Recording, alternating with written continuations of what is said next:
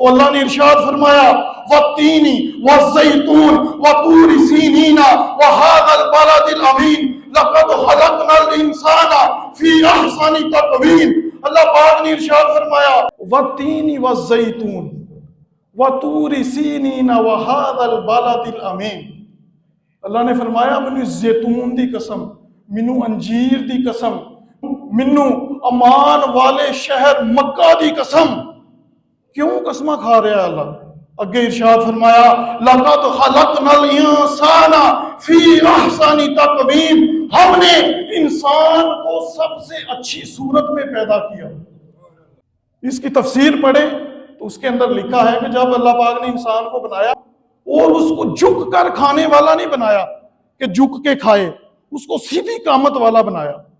اس کو منہ کے ساتھ پکڑ کے کھانے والا نہیں بنایا، اس کو ہاتھ کے ساتھ پکڑ کے کھانے والا بنایا۔ سب تو اشرف المخلوقات اللہ پاک نے انسان کو بنایا۔ اللہ پاک سب سے بڑھ کر پیدا کرنے والا ہے، اللہ پاک سب سے بڑھ کر شانوں والا ہے۔